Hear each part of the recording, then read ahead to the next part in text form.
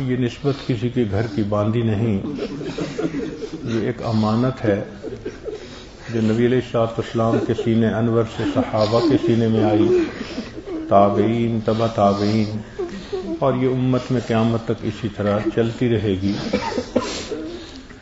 اللہ رب العزت جب یہ کام کسی کے ذمہ لگانا چاہتے ہیں تو کبھی خواب میں، کبھی استخارے میں اور طریقوں سے دل میں انشراح صدر فرما دیتے ہیں۔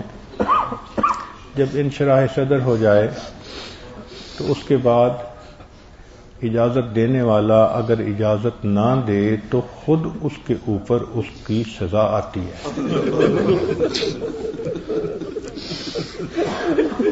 چنانچہ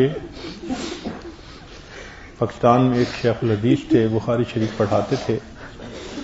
ایک مرتبہ وہ اس عاجز سے جب بیعت ہوئے تو تقریباً 1 سال ان کو گزرا، اسباق بھی بہت اچھے کیے، علم حدیث کی وجہ سے دل تو پہلے ہی منور تھا، مگر اسباق ان کے آگے چل رہے تھے۔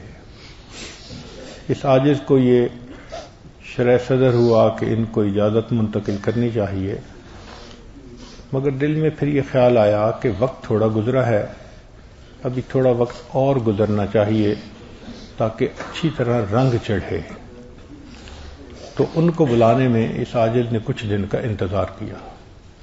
ٹھیک 1 ہفتے کے بعد پھر اس خواب میں بتایا گیا کہ اگر اپنی نسبت کی سلامتی چاہتے ہو تو نسبت کو آگے منتقل کرو۔ اس خواب سے اٹھنے کے بعد میری یہ حالت تھی کہ دل چاہتا تھا کہ سورج غروب ہونے سے پہلے وہ مجھے ملے اور میں اپنی ذمہ داری سے فارغ ہوں۔ میں نے ان کو دور سے، چونکہ بہت دور شہر تھا، فون کیا، ان کو بلایا، اور وہ 2 دن زندگی کے گزارنے اس عاجز کے لیے مشکل ہو گئے تھے۔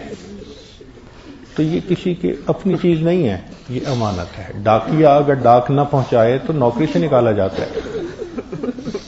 اسی طرح ایک عالم تھے جنہوں نے شاید حضرت مدنی رحمت اللہ علیہ کے آخری دور کو دیکھا، آخری شاگردوں میں سے یا اس کے قریب کے دور کے تھے۔ انہوں نے 22 سال مسلم شریف پڑھائی، ہمارے حضرت رحمت اللہ علیہ کے جامعہ میں بھی تھے۔ حضرت سے بہت محبت تھی، مگر اللہ کی شان کے حضرت سے انہوں نے بیعت نہ کی۔ جب حضرت کی وفات ہوئی تو اس وقت پھر ان کے دل پر چوٹ لگی، بہت وہ روتے تھے۔ پھر حضرت کے جتنے متعلقین تھے ان میں سے وہ اس عاجز کی طرف آئے۔ جب پہلی مرتبہ انہوں نے کہا کہ میں بیعت ہونے آیا ہوں تو میں نے باقاعدہ ان کے سامنے ہاتھ جوڑے۔ میں نے کہا حضرت بڑوں کے شاگرد ہیں اور مسلم شریف، بخاری شریف اتنے سالوں سے پڑھا رہے ہیں، میں اس قابل نہیں کہ میں یہ ذمہ داری اپنے سر پہ اٹھاؤں۔ میں نے ان کو واپس بھیج دیا۔ پھر انہوں نے استخارہ کیا، پھر استخارہ کر کے واپس آئے، کہنے لگے کہ میری اور کہیں طبیعت جم ہی نہیں رہی۔ اللہ اکبر کبیرہ۔ بالآخر ان کے اصرار پر اس عاجز نے ان کو داخل سلسلہ کر لیا۔ اللہ کی شان کے کئی سال وہ اسی طرح سلسلے کا کام ساتھ ساتھ کرتے رہے۔ ایک ایسا وقت آیا کہ اچانک ایک دن دل میں ان کے بارے میں شرح صدر ہوا کہ ان کو اجازت دینی چاہیے، مگر وہ وقت ایسا تھا کہ مدارس بند تھے، شعبان کا مہینہ تھا، اور شعبان کے مہینے میں جو پڑھانے والے اساتذہ ہوتے ہیں وہ دور اپنے گاؤں میں اور ادھر چلے جاتے ہیں، معلوم بھی نہیں تھا۔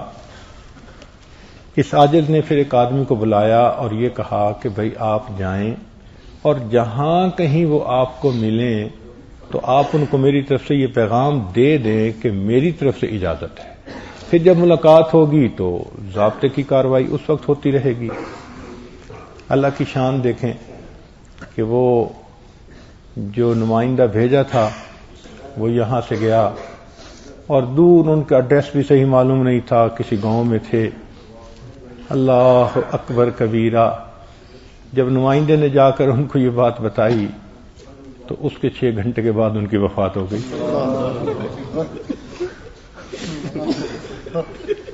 تو یہ بندے کے اپنے بس میں نہیں ہوتا۔ میں نے اتنا شکرانے کے نفل پڑھے کہ اگر میں نہ بھیجتا تو قیامت کے دن میرا گریبان پکڑا جاتا. تو یہ کسی کے گھر کی نعمت نہیں ہے، یہ اللہ کی طرف سے ایک نعمت ہے جو ہمارے مشائخ کو ملی، اور ان کے جوتوں کو سیدھے کرنے کے صدقے انہوں نے یہ ہمارے اوپر بوجھ ڈال دیا. اب ہم اس بات کے ذمہ دار ہیں کہ جہاں بھی کوئی اللہ کا ایسا بندہ ہو جو اللہ کے یاد کرنے میں مخلص ہو اور اشارہ ہو جائے تو اس کو دینے کے لیے حاضر ہیں،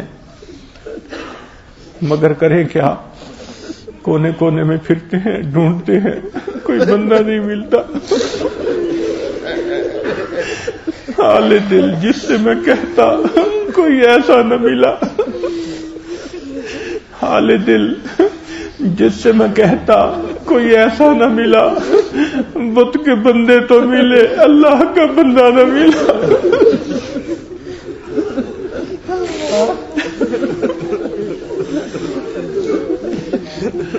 اللہ ہم سب پہ رحم فرمائے. ہم سب ناقص ہیں، ہم سب کے سب ناقص ہیں. بس جن کو اجازت دی جا رہی ہے وہ یہی ذہن میں سوچیں کہ بچہ بڑا ہوتا ہے، حرکتیں بری کرتا ہے، ماں باپ شادی کر دیتے ہیں کہ سر پہ بوجھ پڑ جائے گا تو سیدھا ہو جائے گا. اسی طرح ہماری بھی یہی حالت ہے، بگڑے ہوئے ہیں. ہمارے بڑوں نے سر پہ بوجھ ڈال دیا، شاید سیدھے ہو جائے. اللہ تعالیٰ فضل فرمائے اور ہمارے لیے اس بوجھ کو اٹھانا آسان فرمائے. ہمارے حضرت مرشد عالم رحمت اللہ علیہ فرماتے تھے جو بوجھ اللہ اٹھواتا ہے پھر اٹھانے کی توفیق بھی دے دیا کرتا ہے.